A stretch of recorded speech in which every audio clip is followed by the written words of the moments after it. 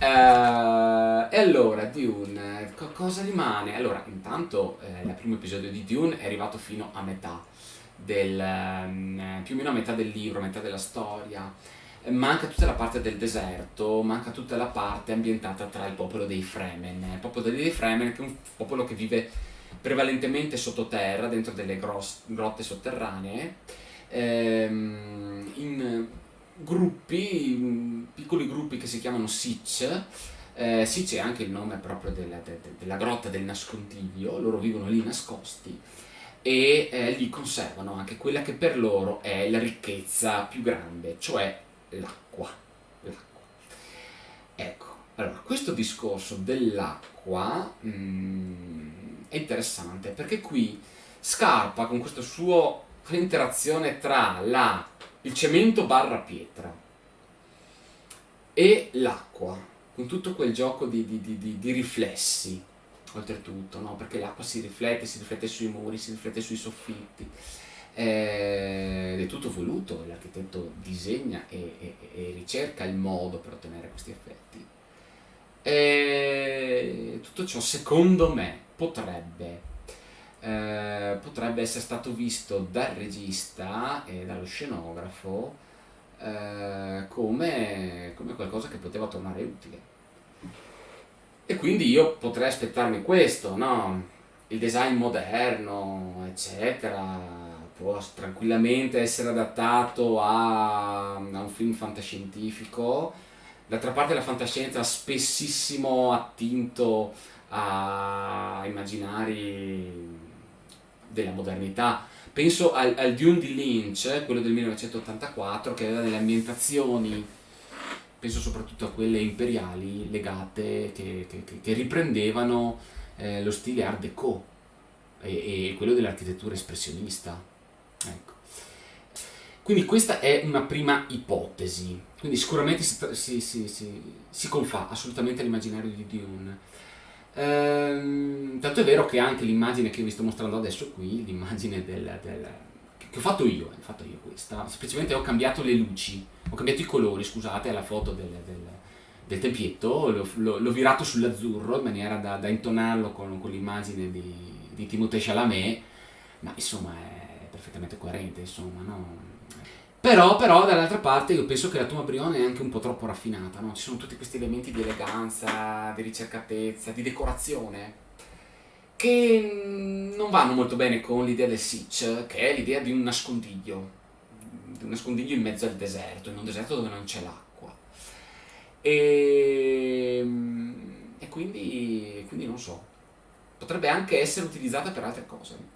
Potrebbe magari essere utilizzata proprio per ambientare l'imperatore, il suo trono, la sua sala del trono, il suo palazzo, visto che l'imperatore non è affatto comparso nel primo episodio, comparirà sicuramente nel secondo perché è un personaggio importantissimo. E questa potrebbe essere proprio la reggia imperiale di Shaddam IV. E quindi insomma il legame con la reggia imperiale di Katsura diventa importante. Non sarà un imperatore giapponese, ma è comunque l'imperatore dell'universo.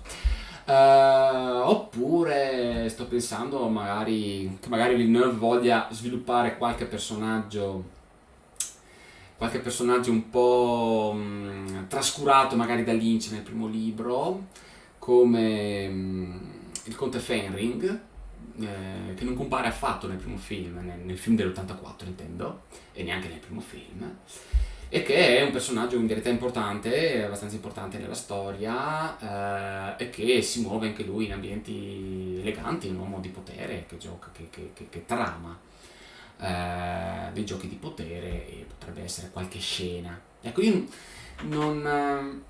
Siccome è piccola la tomba Brioni, io non riesco a vedervi molte scene rappresentate, cioè finirebbero per utilizzare gli stessi luoghi ed è un po' difficile questa cosa qui, no? Ecco, dice Germano Mosconi, andrebbe forse meglio qualcosa di più brutalistico. Sì, ecco, sono contento che tu ammetti che la Tomba Brion non è il massimo del brutalismo, perché spesso il cemento veramente dà un senso di ribrezzo a molte persone. No, in verità la tomba è elegante. Però appunto per i Sitch, secondo me, ci vuole qualcosa di più brutalistico. Lynch aveva, mi ricordo La vasca dell'acqua di Lynch, che era questa specie di enorme buco di forma parallelepipeda con questa vasca profondissima. Sembrava veramente di vedere le vasche dell'acquedotto di Costantinopoli, no? Queste vasche immense, gigantesche, di cui non vedi il fondo, luoghi assolutamente inaccessibili, impercorribili, che danno quasi un senso di angoscia, no? Ecco, anche Marco concorda, sì. Secondo me c'è un po' troppa eleganza, ecco, per pensarla come Sitch. Anche perché mi sembra di ricordare nel libro i Fremen nel Sitch, cioè non è che arredano, cioè non è che decorano i Sitch. I Sitch sono delle grotte nelle quali loro vivono accampati con delle tende, delle stuoie, cioè vivono letteralmente come i Tuareg nel deserto, solo che i Tuareg si muovono con le tende montandole sotto il cielo, invece i Fremen le montano all'interno delle loro grotte. Mi sembra di ricordare che la cosa funzionava così. E quindi sono un po'. Sì, e poi appunto dovresti ambientare tre quarti del film dentro la tomba Brion. Ed è una cosa. Non credo sia così. Io credo che le scenografie per quelle scene le avranno fatte a Budapest, nei capannoni della casa di produzione, no? Che avranno affittato, come hanno fatto poi nel primo film. Perché nel primo film si vedono in verità delle scene sotterranee, quindi hanno già un po' fatto qualcosa e penso che continueranno un po' su quella linea, utilizzando lo stesso linguaggio, insomma, no?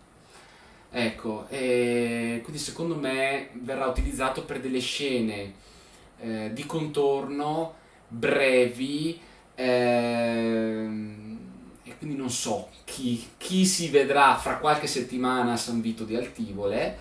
Vedremo Timothée Chalamet, boh, vedremo Christopher Walken. Io scommetto che secondo me vedremo proprio Christopher Walken, vedremo l'imperatore. Vedremo l'imperatore. Ehm, e sì, ha ragione anche Matteo Salvini.